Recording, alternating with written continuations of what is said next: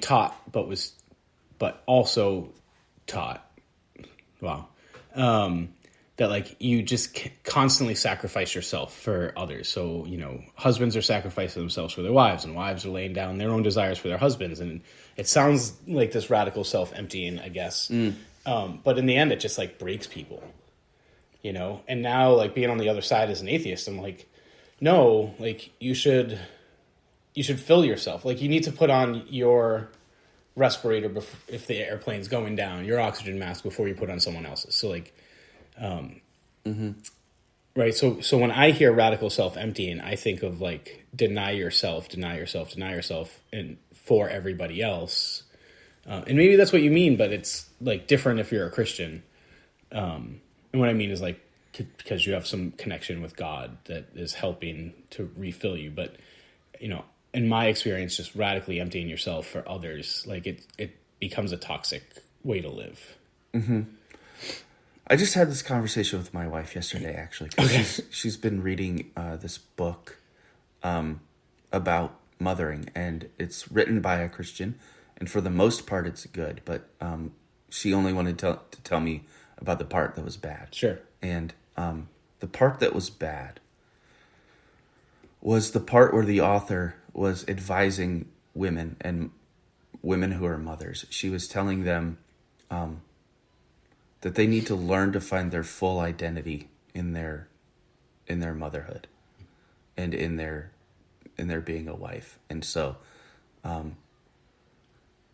like advising against like I forget the word usage, but you get the concept. It's like you are called as a mom to find your full identity in this motherhood.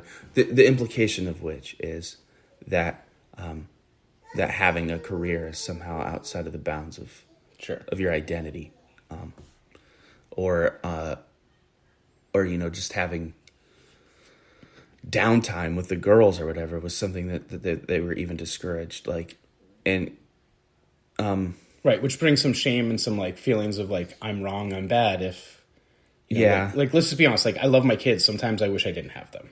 Love you guys. But like, I think every parent goes through that, and then you feel like terrible. But if you're being told like, no, this is all you are, and not all you are, but even like it is all you are, and then you feel like I really need a break. Yeah. Then like, what's that do to you as a person? Right. Well, what I noticed was this is where language is really important, and it makes all the difference in the world, and it's not mere rhetoric. Yeah. Which is the same point that I want to make about self-emptying and denial. And I told Rachel, I said, first of all, don't read that book anymore. All the good stuff you already know, and the bad stuff is just triggering you. Yeah. And then, but the language matters, because what if I would have said this? If I would have said that when we get out of ourselves, when we come out of ourselves, when we come out of our egos, when we come out of our most immediate desires, and we pour ourselves into others, there's a reciprocation that happens. We receive back even more from others than we even are able to give to them. This mutual self-emptying happens to be a mutual self-filling. And so marriage is like a practice ground for like killing the ego. Whereas most people outside of that, with just their regular friends, like in your 20s, when you're dating, all your focus is about is like, here are my pleasures and here how I fill them. And family is like an opportunity to get out of that, to get into the world of service, and that does something good for the soul, especially if both parties are engaged in that mutual self-giving. And that's true. I think that's true. But why is there such a world of difference? Even though conceptually it might be similar, there's such a world of difference between saying it's a blessing to be able to practice selflessness, and saying if you aren't selfless, you are bad. Like, Yeah. there's somehow those two things are logically connected. Like, your identity should be in Jesus. Like, here's something that I believe is true. But, like, there's a way to talk about that concept that's toxic. Yeah. Yeah. So I guess when I initially hear self-emptying, I think of it in the way that you're saying, I think you're also saying is bad. Where I can agree. And also, just to go back to my worldview, like science agrees, psychology, sociology, like even economics, which is like economics today isn't just about sort of bartering and trading. It's a more scientific way to look at problems and human behavior. And they've all shown that, like, yeah, if you're engaged in charity work and, you know, like your relationships are focused on, you know, some self-fulfillment, but also giving of yourself to others, that you end up being more satisfied with life. Yeah. And I guess what I see in Jesus is something that could be toxic if people took a certain way. Because Jesus is radical. Oh, we said we weren't going to bash on Calvinists. No, that's not what I meant. Jesus is radical in his self-emptying, but who knows what he did the first 30 years of his life. The first 30 years, one imagines he was rather anonymous. And this is exemplified by the reaction that his hometown people have when he starts preaching. Mm-hmm. They're like, wait, this is just the carpenter's son. This is just the, Joe down the street's kid. Like this, he wasn't supposed to be this rock star. And if you read the Gospels, Jesus was a rock star almost instantly, which makes sense. He's doing exorcisms along the countryside and saying things in such a ways that they're the teachers of their religion. He's a better teacher than them. And so Jesus is like this rock star. People are following him. His own family in his own hometown is wondering where all of this comes from. And the last 3 years of Jesus' life, which is where we pick up in the Gospels for the most part, there's a couple stories about his birth, but for the most part it's the last 3 years. Well, and like when he was 12, right? Yeah, there's one story about when he's 12. It's like 5 verses long in Luke. And he's teaching then, too. And he's teaching then. He's a bit precocious. But, so there's a hint there. But he goes all out for this mission. And he sells himself out. Not...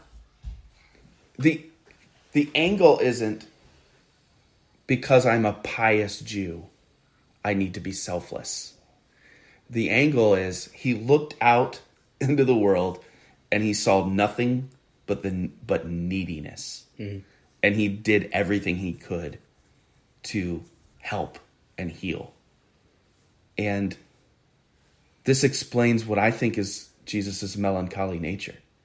Because if you do that, if you become like supreme social justice warrior, if you will, like healer is a better term because that social justice warrior is like so loaded. But like if you're just like, I'm going to do as much healing as I can with all the power I can muster. And I'm going to sell myself out to the next 3 years of just healing and doing teaching that's really a sort of healing as well. Then what are you giving to yourself? The only thing Jesus gave to himself was solitude in the mountain. I think it's an interesting question. Does Jesus expect everyone to live like that? I don't know. To that question, I don't know.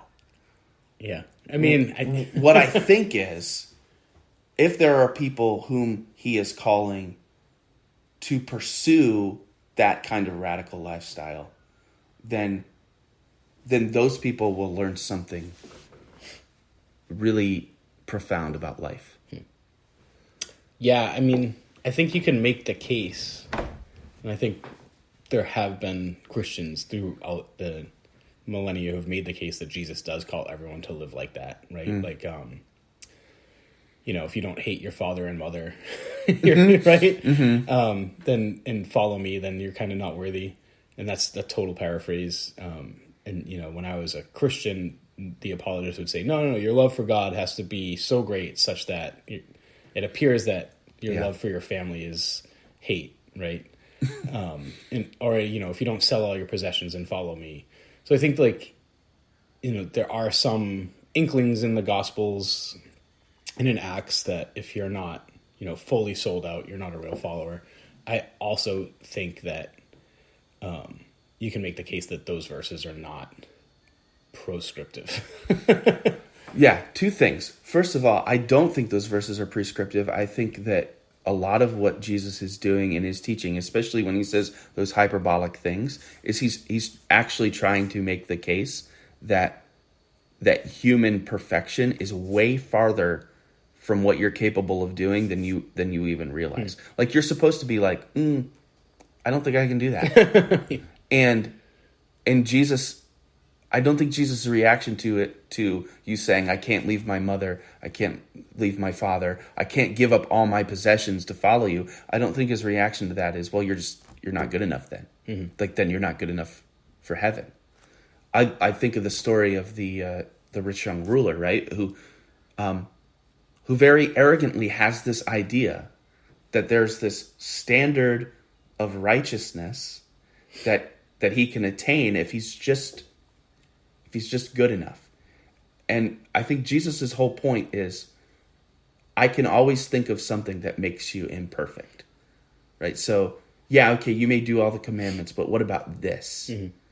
There's always that one thing that makes you not quite there.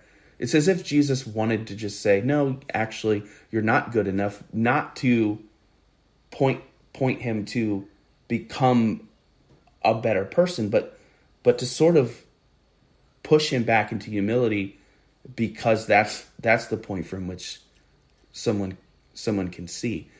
Only Jesus can pull off what Jesus pulled off. That's, I think, the whole point. What's great about the story with the rich young ruler is that most of the gospel writers in that story need us to know, because they tell us. And Jesus looked at him and he loved him. So Jesus' love for that person's inability to do all that it took to really follow Jesus, in no way was conditioned on his love for them. That holds true for all of his disciples, by the way, who either betrayed him or abandoned him. And so our inability to be like Jesus, first of all, doesn't change the standard, but it also is not the condition upon which grace is grace is grace.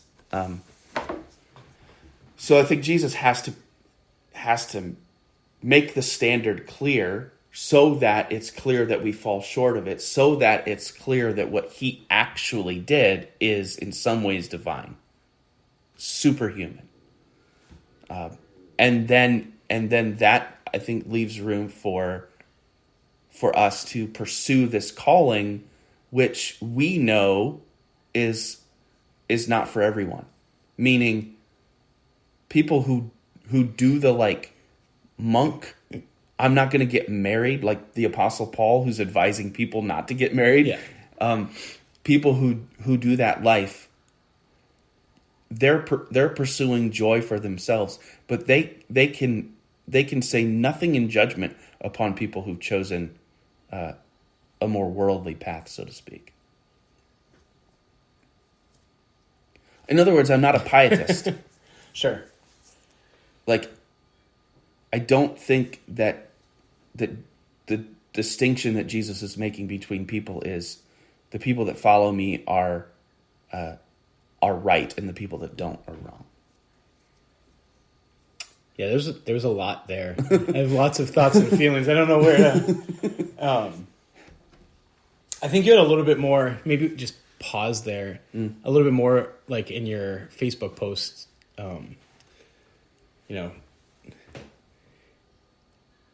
Yeah,